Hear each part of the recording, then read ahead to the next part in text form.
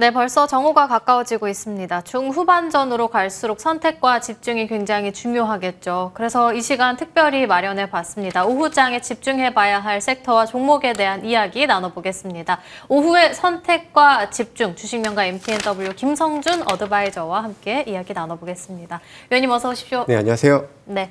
오늘 정말 시장 분위기 참 아침부터 어두웠습니다. 저희가 시장에 대한 긴급 점검을 좀 받아봐야 될 것 같은데 그래서 첫 번째로 꼽아봤습니다. 트럼프의 관세 정책의 경기 침체 우려가 확대됐고 미증시 급락했는데 나스닥 반도체 지수는 4%가량 밀렸고요. 이런 시장에서는 우리가 일단 피하고 봐야 되는 건지 비중을 축소해야 되는 건지 아니면 또 급락을 기회로 볼 수 있는 건지 궁금한데 위원님 어떻게 보시나요? 일단 뭐 전조들은 좀 있었던 것 같습니다. 사실 최근 들어서 이제 멕시코, 캐나다 관세를 또 한 달간 유예를 했습니다. 어떻게 보면 시장에서는 긍정적인 이슈였습니다만은 시장에서는 피로감이라는 단어를 통해서 다소 조금 계속 반복되는 이런 관세 얘기들이 오히려 좀 주가에 좀 부담스럽다. 호재로 인식하지 못하고 주가가 좀 밀렸다라는 모습들도 있었고요. 잠시 제가 해외 종목, 주요 종목 차트를 잠깐 한번 볼 텐데요. 먼저 엔비디아 차트를 보면요. 사실 엔비디아 역시도 호실적을 보였습니다만은 최근에 저점을 이탈을 했고, 사실 어제 반등 시도를 했었습니다만은 이전 수준을 회복하지 못했다가 또다시 어제 5% 약세를 보였고요. 마찬가지로 호실적을 발표했던 브로드컴 역시도 마찬가지의 흐름입니다. 호실적을 발표했지만 결국에는 이전의 저점 수준까지는 회복하지 못했고 다시금도 되밀리는 어떻게 보면 똑같은 양상을 좀 보여주면서 그동안에 이 미국 시장을 주도했었던 주요 반도체를 중심으로 한 빅테크 회사들의 주가 움직임들이 기술적인 좀 부담을 느끼는 그런 모습이 좀 있었고요. 이런 것들이 어떻게 보면은 나름의 좀 전조를 보여줬다라고 좀 볼 수 있는 그런 부분이라고 생각이 듭니다. 네, 시장의 전조 증상이 이미 나타나기 시작했었고 13일까지는 보수적인 관점에서 시장 바라보는 게 좋겠다라는 코멘트까지 달아주셨습니다. 이렇게 첫 번째로는 저희가 시장에 대한 점검을 도와드렸고요. 본격적으로 섹터 이야기로 넘어가 보겠습니다. 오늘 시장에서 볼 수 있는 건 어제에 이어 오늘 강한 흐름 나타낸 사료주 볼 수 있겠는데 미중 식량 전쟁이라고 볼 수 있겠습니다. 이번에는 중국이 미국 농산물에 2차 보복 관세를 발효하게 되면서 국내 관련한 종목들이 반사액을 얻게 되는데 관련한 종목들 이 시세 과연 어디까지 이어갈 수 있을까요? 기본적으로 이제 동시 만기 전까지의 시장에 대한 부담은 있다라고 말씀을 드렸는데 사실 어떻게 보면 틈새 테마를 좀 형성을 하고 있다라고 좀 볼 수가 있는 부분들이고요. 관세 얘기들도 있겠습니다만은 지금 미국에서는 이제 조류 독감이 지금 창궐하면서 계란 가격이 폭등을 하고 여러 가지 지금 이슈들이 나오면서 관련된 이제 사료 관련주들의 상승세가 있었고요. 특히 유럽에서도 지난 1월 달에 독일이 구제역이 발생이 했었습니다. 하지만 또 지난주에 52년 만에 헝가리에서도 또 구제역이 확산이 되면서 이 두 나라는 사실 인접 국가는 아니거든요. 그럼에도 불구하고 유럽에서도 이제 구제역이 확산이 되면서 이런 것들이 또 다른 나라 쪽으로도 확산될 수 있는 그런 염려까지 더해지면서 오늘 사료 관련주들이 좀 틈새 테마로서의 형성이 좀 있었고 이런 것들은 지수가 조금 더 약세 국면에서는 조금은 더 이어질 가능성도 있는 물론 변동성은 상당히 큽니다만은 그래도 좀 약세 국면에서는 계속해서 좀 주목되는 그런 테마로서도 한번 활용을 해볼 수 있을 것으로 기대가 됩니다. 네, 코스닥이 특히나 박스권 하단에 위치해 있을 때 이런 테마성 종목들이 굉장히 활기를 치게 되는데 여기에 더해서 추가적인 이슈들, 조류 독감이라든지 틈새 테마 형성, 구제역 확산 가능성에 따라서 단기적인 모멘텀으로 지켜보신 쪽으로 두 번째로 사료주를 살펴봤고요. 저희 세 번째로 넘어가 보겠습니다. 제약바이오주 볼 수 있겠는데 사실 어제는 간암 신약에 대한 루머 해명에도 불구하고 HLB 그룹주가 전반적으로 밀렸는데 오늘은 비만 치료제 개발 속도 기대감에 시장 대비 선전하는 흐름을 나타내고 있고 대화제약만 보더라도 어제 상한가 오늘도 개별적인 이슈에 추가적인 급등 이어가고 있습니다. 그리고 제약 바이오주라고 하면 뭐 금리 인하에 대한 기대감도 있고 임상 모멘텀도 굉장히 우리를 많이 기다리고 있는데 시장이 이렇게 부진할 때는 우리가 잠깐 눈을 돌려서 볼 수 있는 쪽이 제약 바이오라고 봐도 괜찮을까요? 일단 기본적으로 말씀하셨던 것처럼 금리 인하기에 대한 그런 기대감들도 있겠습니다만은 또 이제 임상에 대한 일정들 또 이제 판매 허가에 대한 일정들이 이번 달에 좀 많이 좀 있습니다. 그래서 제가 어제도 이 시간에 알테오젠을 소개를 해드리기도 했었고요. 일단 알테오젠도 뭐 이번 달 3월 20일에 초록 공개, 유한양행도 초록 공개가 3월 20일 날 있는 상황이고 HLBD 역시도 3월 20일 날 이제 판매 허가에 관련된 그런 얘기들이 좀 있을 것으로 기대가 되는 뭐 주요 이벤트들이라고 할 수가 있겠고요.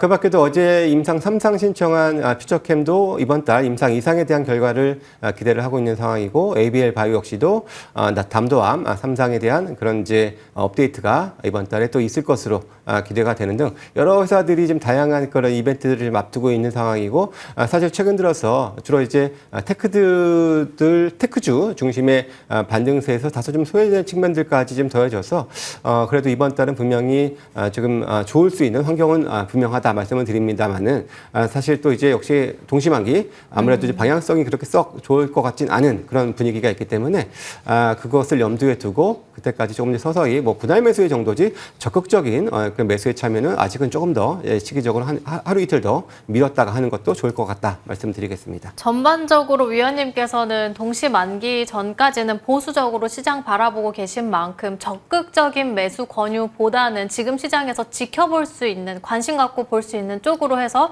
제약바이오주 어제와 오늘 동일한 섹터를 말씀해 주셨습니다. 그렇다면 오늘 시장에서 볼 수 있는 공략주는 어떤 종목일까요? 예, 다소 좀 변동성은 좀 큽니다만은 뭐 그런 점들은 좀 유념을 해두시고 접근하시면 좋을 것 같고요. 이지바이오라는 회사를 준비했습니다. 앞서서 언급을 드렸습니다만은 이번에 이 틈새 테마가 그래도 며칠은 더 이어질 가능성이 있다라는 측면을 먼저 말씀을 드리고요. 자, 앞서서 제가 독일과 헝가리 구제역을 말씀을 드렸었는데요. 과거에도 이제 이런 병들, 아프리카 돼지열병이라든지 이런 것들이 좀 창궐을 했을 때 미국이 그래도 이 사육 돈수가 상당히 많이 있다 보니까 이제 수출을 하는 그런 흐름들이 좀 있었는데요. 이지바이오 같은 경우에는 뭐 작년에도 대형 사료업체 데브니시를 인수를 했고 2021년도에서도 퍼스트 맥네스라는 회사를 좀 인수를 하면서 외형을 크게 좀 키운 바 있는데요. 여기는 이제 미국의 공장을 가지고 있고 또 멕시코에도 뭐 연구소도 있고 뭐 이런 대형 이런 업체들인데 특히나 미국 내에서도 이제 사육 돈수가 가장 많은 아이오와주의 생산 시설을 가지고 있어서 관련해서 이제 수혜가 좀 예상이 되는 그런 부분들도 좀 있는 부분들이고요. 특히나 실적적으로 상당히 좀 좋습니다. 외형 성장뿐만 아니라 지금 현재 주가 수준에서 PER 기준으로 봤을 때는 상당히 좀 저렴한 상황이라고 좀 말씀을 좀 드릴 수가 있겠고요. 대략 제가 목표 주가를 6,300원으로 제가 제시를 해드리는데 이 가격이 PER 기준 한 7배 정도입니다. 그렇기 때문에 그렇게 부담스러운 그런 가격권은 아니다라고 판단이 들고요. 물론 변동을 활용을 해서 또 만기 이슈까지 좀 더해지면서 분할 매수를 좀 말씀을 드리고요.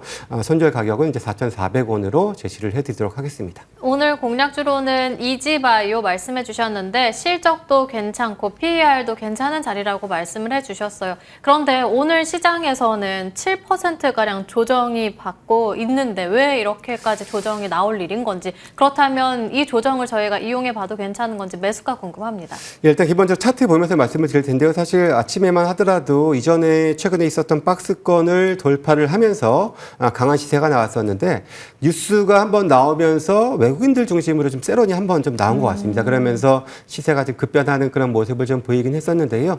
기본적으로 지금 물론 이제 다른 사료 업체들도 등락은 심하긴 합니다만은 그래도 여전히 좀 강세 흐름을 좀 이어가고 있는 그런 흐름이거든요. 그렇다면 그 안에서 그래도 내용을 갖추고 실적을 갖춘 회사들이 좀 찾아보는 그런 와중에 그래도 역시 실적으로 봤을 때는 상당히 더 매력적이다라고 좀 판단이 좀 되는 부분들이고요. 역시 이제 외형 성장과 함께 또 이제 실적에 대한 기대치도 충분히 좀 가져볼 수 있는 최근에 여러 가지 이런 질병 이슈들까지 더해진다면은 저는 뭐 지금 구간에서는 뭐 분할 매수해도 다시 한 번에 박스권 돌파 시도 해볼 수 있는 그런 회사가 아닌가라고 보여지고요. 박스권 안에서의 그런 흐름을 유심히 보시면서 접근하시면 될 것 같습니다.